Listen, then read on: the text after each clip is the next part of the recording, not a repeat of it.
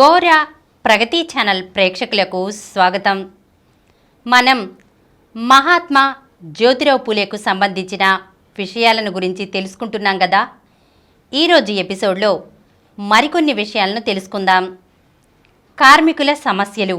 సాధారణంగా కింది వర్గాల నుంచి పైకి వచ్చిన వారంతా ఒక స్థాయిని చేరుకున్న తర్వాత పై వర్గాల వారితోనే కలిసి ఉండటానికి ప్రయత్నించటము, తమ వారిని నిర్లక్ష్యం చేయటము, వారికి దూరం కావటము కద్దు. స్వయం కృషితో, స్వంత తెలివితేటలతో పైకి వచ్చిన వారి విషయంలో ఇది తరచూ జరుగుతుండేది. జ్యోతిబా ఈ విషయంలో వారందరికీ భిన్నంగా వ్యవహరించారు. తలచుకుంటే ఆయన తన పైవారితోనూ విదేశీ అధికారులతోనూ కలిసిమెలిసి ఉండగలిగేవారే. తాను ఒక స్థాయిని ప్రదర్శించగలిగేవారే. కానీ ఆయన ఒక సాధారణుని వలె మిగిలిపోయారు. క్రింది జాతుల వారి విద్య, శ్రేయస్సు చూడటంలోనే ఆయన కాలం అంతా గడిచిపోయింది. జ్యోతిబా భార్య సావిత్రిబాయి కూడా ప్రతి పనిలోనూ ఆయనకు చేదోడు వాదోడుగా ఉండేవారు. జ్యోతిబా ఇంతవరకు ఏవేవో చిన్న చిన్న పనులతో ధన సంపాదన చేస్తూ వచ్చారు. ఆయన పెట్టుకున్న సంఘ సంస్కరణ కార్యకలాపాల నిర్వహణకు, గౌరవప్రదంగా జీవితం గడపటానికి ఎంత డబ్బు సరిపోయేది కాదు. ప్రజాసేవ తప్ప అన్యం ఎరుగనివాడు ఆయన. ప్రభుత్వ సేవ ఆయన దృష్టిలో అనూహ్యమైన సంగతి. నిజానికి జ్యోతిబాకు ఉన్న చదువు, తెలివితేటలు, అనుభవం ఆయనకు చక్కని ప్రభుత్వోద్యోగాన్ని చేకూర్చిపెట్టేవే. కానీ ఆయన లక్ష్యం అది కాదు.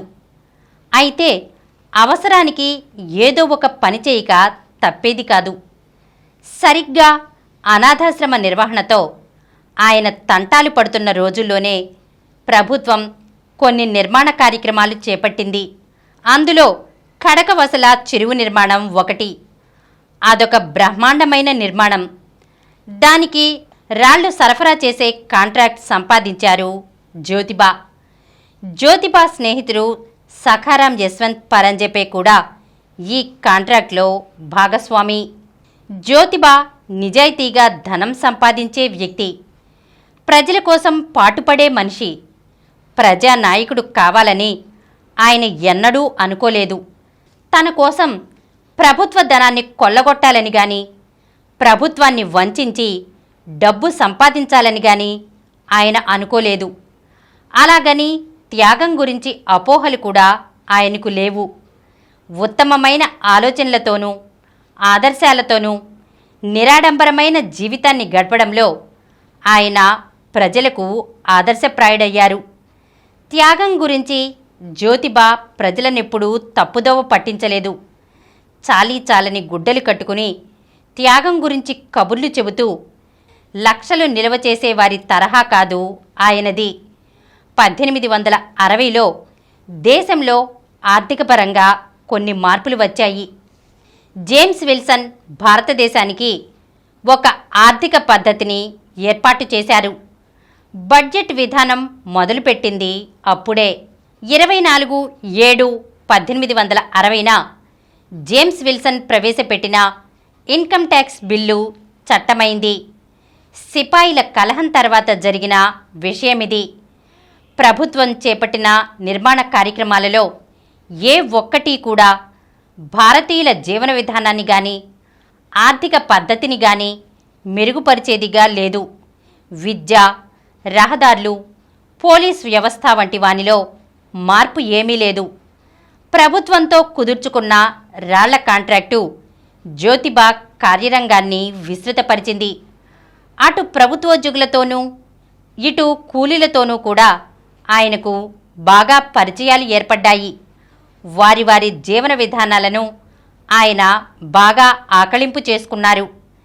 కూలీలతో ఎక్కువ కాలం గడుపుతూ వారి ఆలోచన విధానంలో, జీవన సరళిలో మార్పు తేవటానికి ప్రయత్నించారు. సాంఘిక సమానత్వం, మూఢాచారాల నిరసన వంటివి వారికి బోధించారు.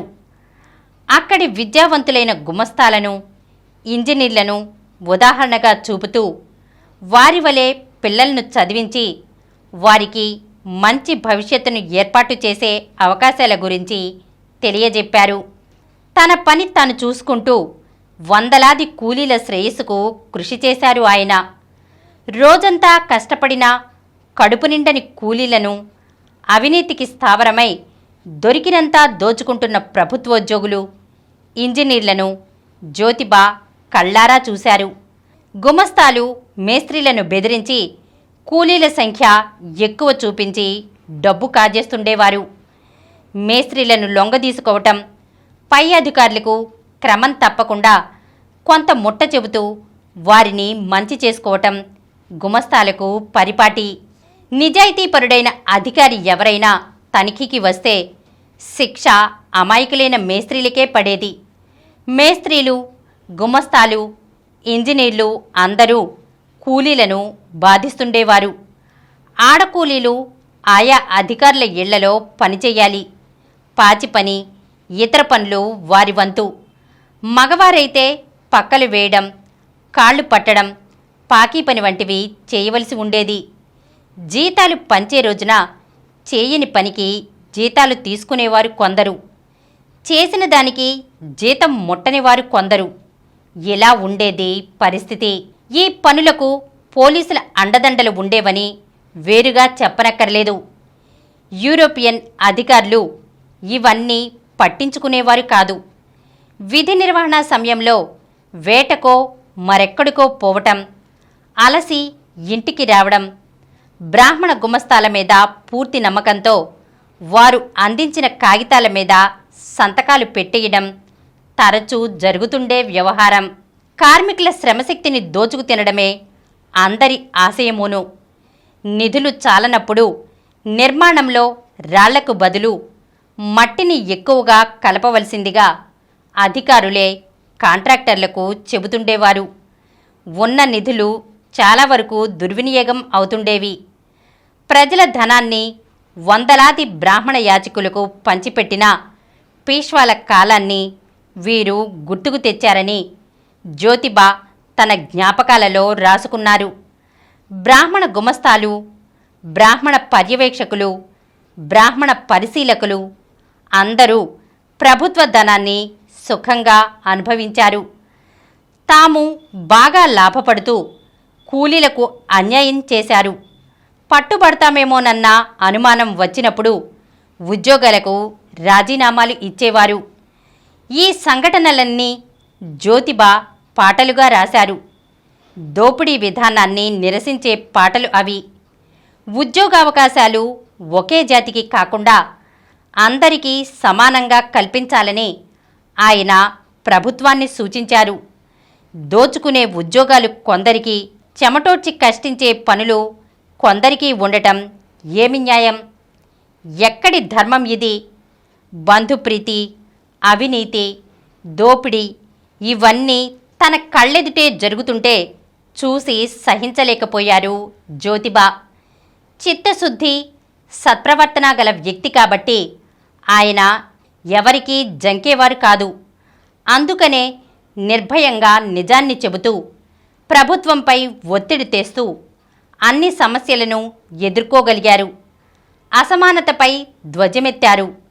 భారత జాతీయ నాయకులలో ఇంత నిజాయితీపరుడు తిలక్ ఒక్కరే అని ప్రతీతి. స్వదేశీయుల అవినీతిని, అక్రమాలను ఎంత నిర్భీతితో ఎదుర్కొన్నారో యూరోపియన్ అధికారులను కూడా అంత తీవ్రంగానూ విమర్శించారు. ఆయన విమర్శ ఎప్పుడూ సహేతుకంగానే ఉండేది. బ్రాహ్మణ ద్వేషంతో ఆయన అక్కడ అధికారులను నిరసించాడన్నది నిజం కాదు. ఆ అధికారులంతా బ్రాహ్మణులు కావటం కాకతాళీయం మాత్రమే. నిజాయితీ, చిత్తశుద్ధి, మానవత్వం అనేవి ఏ జాతికి పరిమితం కావని ఆయనకు తెలుసు.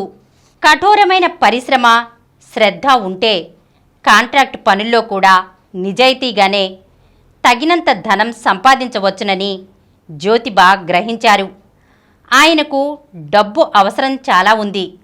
అందుకే ఎరవాడ వంతెన పనిలో కూడా మరో కాంట్రాక్ట్ కుదుర్చుకున్నారు. ఈ కాంట్రాక్టు పనులు జ్యోతిబా కార్యరంగాన్ని మరింత విస్తృతం చేశాయి. పగలంతా కాంట్రాక్టు పనితో గడిపి రాత్రులలో అధ్యయనం సాగించేవారు. ఆ సమయంలోనే ఆయన మహారాష్ట్ర తత్వకవుల రచనలు, సాహిత్యం, భారతదేశ చరిత్ర గురించి క్రైస్తవ మిషనరీలు రాసిన గ్రంథాలు, హెన్రీ మీడ్స్ వ్రాసిన సిపాయి రివోల్ట్ వంటి రచనలు చదివారు. తుకారాం తాత్యా పడ్వాల్ భండారీ రచయిత. తండ్రి చిన్నతనంలోనే పోతే పినతండ్రి దగ్గర బొంబాయిలో పెరిగాడు. రైల్వేలోనూ వాల్కట్ సంస్థలోనూ ఉద్యోగాలు చేశాడు. అభ్యుదయ భావాలు గల ఉద్యమాలన్నింటిలోనూ ఈయన ముందుండేవారు. హోమియో వైద్యం నేర్చుకుని ఉచితంగా వైద్య సహాయం అందించేవారు. అన్ని వర్గాల వారికి ఆప్తుడు. కులతత్వ శృంఖలాలను, పురోహిత వ్యవస్థను వ్యతిరేకించడమే లక్ష్యంగా జీవించిన మహానుభావుడు ఆయన. క్రింది జాతుల వారి అజ్ఞానమే కులతత్వం ఇలా ప్రబలిపోవటానికి కారణమని తాత్యా అభిప్రాయం. అందుకనే వారిని జాగృతం చేయటానికి, వారిలో విజ్ఞానాన్ని, ఆలోచనను రేకెత్తించటానికి పూనుకున్నాడు. వారి కోసం ఎన్నో పుస్తకాలు రాశాడు. ఆయన రాసిన పుస్తకాల మీద ప్రచురణకర్త పేరే గాని ఆయన పేరుండేది కాదు. తన రచనలు ప్రజలకు నచ్చి తన పేరు వారికి తెలియటం అవసరమైతే అప్పుడు పేరు ప్రచురిస్తానని చెప్తుండేవాడు. ఆయన రచనా వ్యాసంగం, ఆశయం ఏదైనా హిందూ మతానికి చాలా ఉపకరించింది. హిందూ మతాన్ని గురించిన ఆయన పుస్తకాలు జనసామాన్యంలో ప్రచారమై క్రైస్తవ మిషనరీల మత ప్రచారాన్ని ఎదుర్కొన్నాయి.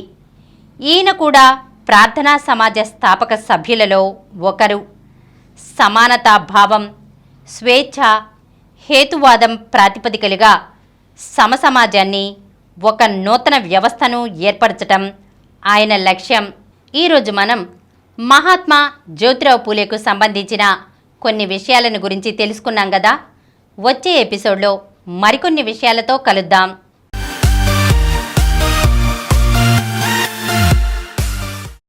ఈ కార్యక్రమం మీకు ఎంతో నచ్చింది కదా. ఇటువంటి మరిన్ని వీడియోల కోసం అనతి కాలంలోనే 20 కోట్ల వ్యూస్ సాధించిన డాక్టర్ సమరం మల్టీ ఛానల్ నెట్వర్క్ సమర్పించు గోరా ప్రగతి ఛానల్కు సబ్స్క్రైబ్ చేయండి, లైక్ చేయండి, మీ ఫ్రెండ్స్కి షేర్ చేయండి. అలాగే ప్రక్కనున్న గంట సింబల్ని ప్రెస్ చేయడం మర్చిపోకండి. Please download Samaram multi-channel app and watch your favorite channels from your mobile. App available on Google Play Store and subscribe to the channels.